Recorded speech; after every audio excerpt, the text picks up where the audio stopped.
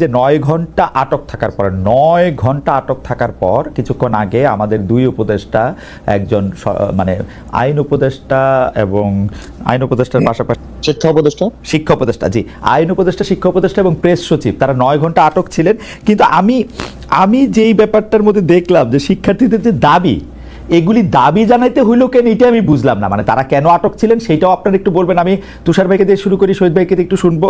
যে দেখেন আপনি দাবিগুলি দেখেন, দাবি হচ্ছে নিহত ব্যক্তিদের সঠিক নাম পরিচয় প্রকাশ, আহত ব্যক্তিদের সম্পূর্ণ নির্ভুল তালিকা, শিক্ষার্থীদের প্রতিটি পরিবারকে ক্ষতিপূরণ, বিমান বাহিনীর ব্যবহৃত ঝুঁকিপূর্ণ পুরনো প্রশিক্ষণ বিমান বাতিল করে আধুনিক ও নিরাপদ বিমান চালু, বিমান বাহিনী প্রশিক্ষণ পদ্ধতি ও কেন্দ্র সংস্কার করে আরো মানবিক ও নিরাপদ ব্যবস্থা চালু, শিক্ষকদের গায়ে সেনাবাহিনী সদস্যদের হাত তোলার ঘটনায় জনসমক্ষে ক্ষমা প্রকাশ। এই দাবিগুলি দাবি কেন জানাইতে হবে এটা তো আমি বুঝতে পারতেছি না।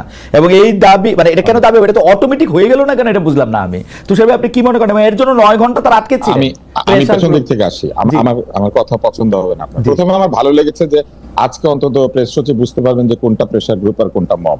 এখনো যদি তিনি বুঝতে না পারেন তাহলে একেবারে বলে না যে হাতে কলমে শিক্ষা, আজকে তিনি নিশ্চয়ই বুঝতে পেরেছেন যে কোনটা প্রেসার গ্রুপ আর কোনটা মব।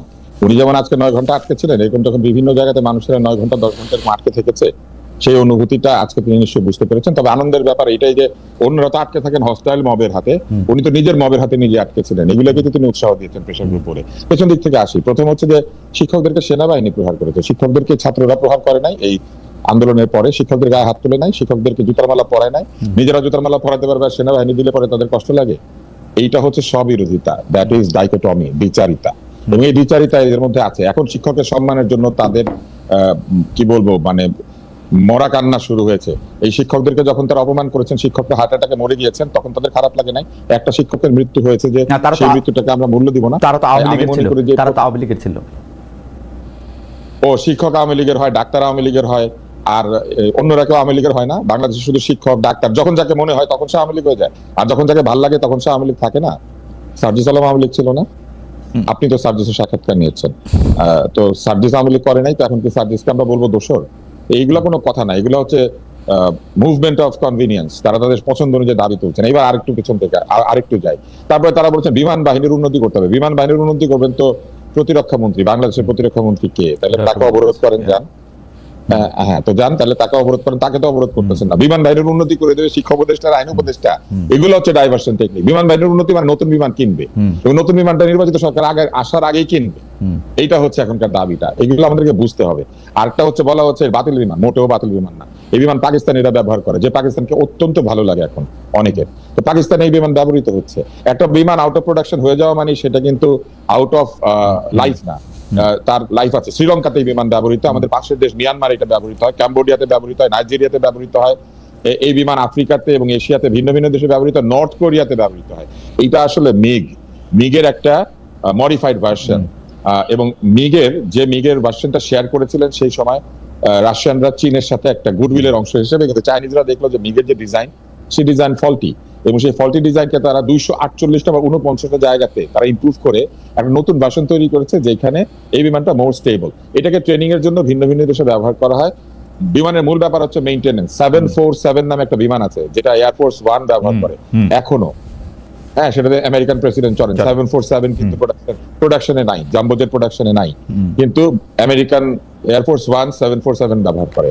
747 নাসা ব্যবহার করে এখনো। এবং আরেকটা বিমানের কথা বলি, A380 একটা বিমান আছে যেটা এয়ারবাস 380, যেটা বিশাল, যেটাকে ডাবল ডেকার। সেই ডাবল ডেকার কিন্তু এখন প্রোডাকশনে নাই, বিক্রি করেন না এখন আর।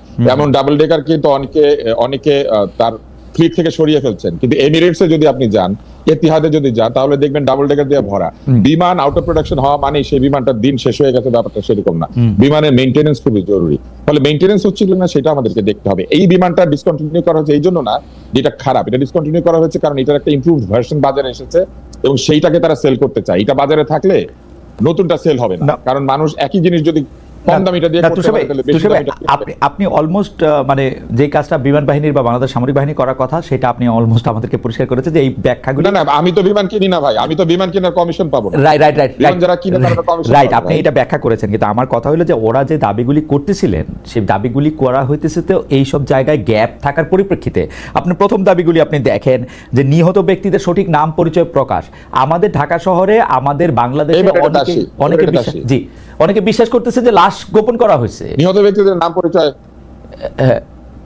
ব্যক্তিদের নাম পরিচয় গোপন করা হয়, এই ধারণাটা কিন্তু অতীত থেকে এসেছে যে মানুষ মারা যায় নাম পরিচয় গোপন করা হয়। এটা ওই যে শাপলা চত্বর থেকে শুরু হয়ে একেবারে শেষে জুলাইয়ের অভ্যুত্থান পর্যন্ত দাবি উঠেছে যে নিহত ব্যক্তিরা মারা গেলে নাম পরিচয় গোপন করা হয়। এবং একই ঘটনা কি ঘটেছে, জুলাই অভ্যুত্থানে নিহতদের নাম তালিকা সেটা ঠিক মতো ফাইনাল করতে এই সরকার পারেন নাই বহু মাসে। ফলে এদের উপর থেকে মানুষের আস্থা চলে গিয়েছে। গোপালগঞ্জে কি ঘটনা ঘটেছে, সেইখানকার নিহত এবং আহতদের তালিকা সেটাও এই সরকার ঠিক মতো প্রকাশ করতে পারেন নাই। ফলে নিহত ব্যক্তিদের নাম তালিকা নিয়ে সন্দেহ প্রকাশের যে রসম বা রীতি, এটা অতীত থেকে এখনো পর্যন্ত সরকার থেকে সরকারে এটা স্থানান্তরিত হয়েছে, একই তরিকাতে আছে।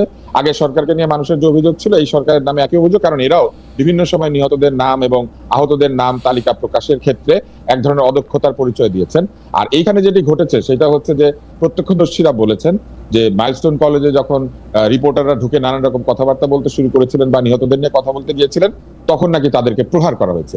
এই প্রহারটা একটা ভুল সিদ্ধান্ত ছিল এবং এই প্রহারের ফলে এই সন্দেহটা আরো জাগ্রত হয়েছে এবং একই সাথে এই সন্দেহটা আরো জাগিয়ে দিয়েছে ফেসবুক, ইউটিউব এবং অন্যান্য জায়গাতে। কিন্তু তারা সন্দেহ প্রকাশ করেছেন যে স্কুলে অনেক বাচ্চা ছিল, তাহলে এত কম কেন মারা যাবে বা আহত হবে। কিন্তু তো সবাই মানে স্কুলের বাচ্চাদের প্যারেন্টসরা বা তাদের বন্ধু বান্ধবরা তো একটা মিসিং তালিকা করার কথা। সেই মিসিং তালিকা করলেই তো এটা স্পষ্ট হবে যে ধরেন আমার এটা খুব সহজ, স্কুলের বাচ্চাদের তো নাম ডাকার তালিকা, স্কুলে যতজন বাচ্চা আছে প্রত্যেকের নামের তালিকা আছে, ক্লাস রেজিস্ট্রার আছে। ওই বিল্ডিং এ যে ক্লাসগুলি হতো সেই ছাত্রছাত্রীদের সবার রেজিস্টার আছে, রোল কল হয়। স্কুল তো এখনো রোল কলের বাইরে যায় না, স্কুল থেকে আঙ্গুল দিয়ে ছাত্ররা ঢুকে না। ফলে ইজিলি স্কুল চাইলে প্রত্যেকের বাসায় ফোন করে বাচ্চা কোথায় আছে চাইতে পারে এবং এটা একদিনে কয়েক ঘন্টার ব্যাপার। সবাই মিলে ফোন নিয়ে বসলে এটা বের করা কোনো ব্যাপার না। তুষার ভাই, আমি আপনাকে একটু রাইখে একটু শহীদ ভাইয়ের কাছে যাই। শহীদ ভাই,